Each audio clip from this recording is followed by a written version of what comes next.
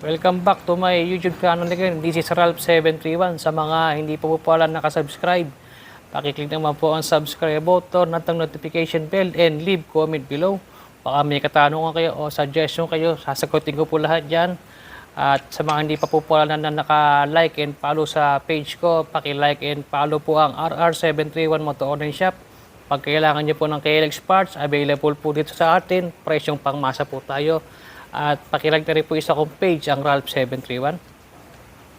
Okay, our topic for today, kung paano ba ito, no? Marami pong nalilito po kasi rito eh.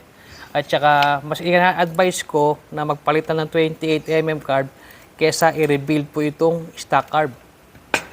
Ang stock carb po kasi, pag ni-rebuild nyo, uulit din po yung problema. Bibili kayong diaphragm na genuine, mahal din. Konting dagdag lang, kumpleto na kayo ng carb na ito, grade kit 28mm for only 1,930. Ang genuine na diaphragm na na Yamaha Pamilyo kasya po dito, may 1,000. So, katagalan umuulit yun po. So, nangyari din po sa customer ko yun. Mga ilang buwan, tumiretso na po siyang upgrade dito. Ni-rebuild namin. May video po sa YouTube nito. Nag-rebuild kami, nagpalit ng diaphragm. So, after ilang months, bumalik siya. At sumakit na may ulo, umulit yung sakit. So, nag-28mm carb na siya. So, hanggang ngayon, okay pa rin yung motor niya. Ito, pag bumili kayo nito, may kasama na pong connector. May connector na yan. Tapos, may throttle cable. Tsaka jettings na set para maitono mo. Yun lang. So, may sinulat po ko rito. Pasensya na sa sulat ko. So, ito yung pinaka magiging guide nyo. Kasi may mga bumibili sa akin ng carb na nahihirapan silang ito, no? Nahihirapan sila. So, nilagyan ko ng guide. Ito po ay may airbox, ha? Hindi po ako nagre-recommend ng open carb.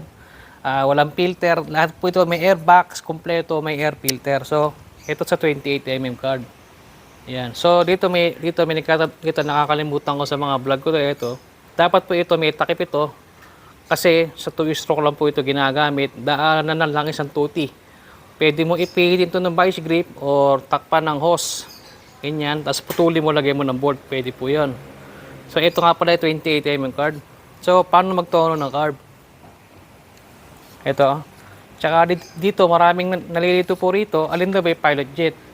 Ito ang pilot jet, yan. Itong manipis po na to, pilot jet. At ito naman po yung main jet, ito.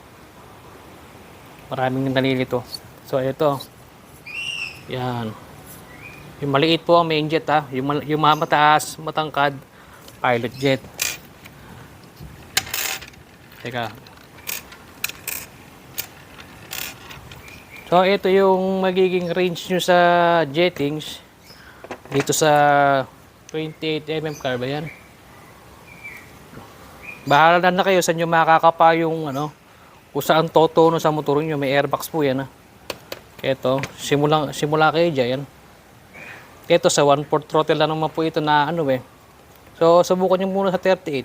Standard gear 38. Dito kayo maglaro muna sa main jet. Ngayon, pag kulang sa pilot jet, tsaka pala kayo mag-adjust. Ito, air and fuel mixture screw yan. So, kasabay po ito, tinotono sa pilot jet. Kasi may kinalaman po ito sa 1/4 throttle yan. Sabay sila ito tono. Pag sobrang liit ng pilot jet, ito, halos lubog na ito. Pag sobrang liit. Pag sobrang laki naman ng pilot jet mo, halos ito lumabas na. So, hahabulin mo para dumami hangin. Yun po ang mangyayari. So, kailangan tama lang. Ang pihit po rito, hindi ka pwede lumampas sa isang ikot. Pag lumampas ka ron, doon na nga po yung nagkakaproblema, nagiging hard starting kapag umaga, lalo na cold start yun. So, tinotono rin po yung pag cold start. Siyempre, pag nagtono kayo ng jetting, saka ng carb, kailangan naka-warm yung makina. Ayan. So, kailangan maging brown yung kulay ng spark plug nyo.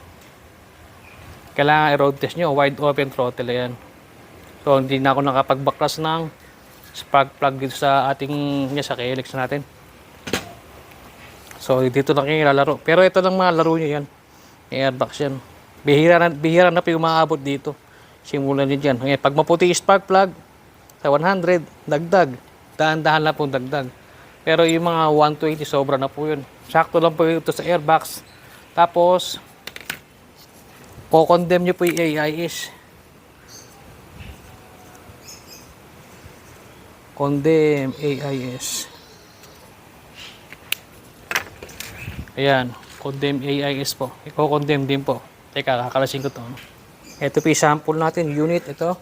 So, sa KLXS, saka ito po yung AIS sa head. Yan. Sa 2016 pataas na nandito po sa elbow. So, ito, naka-condemn na po yung AIS. Yan.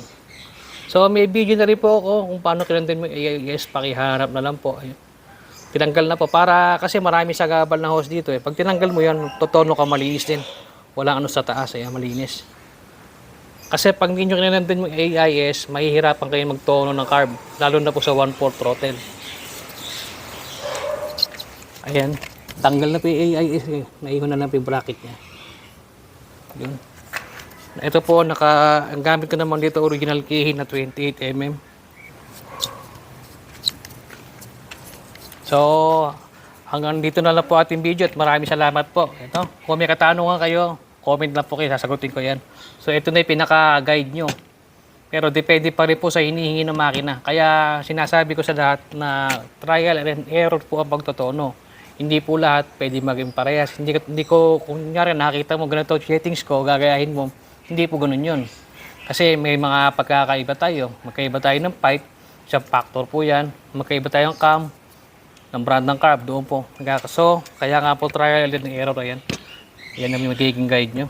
So, okay, hanggang dito na po ating video at maraming salamat po.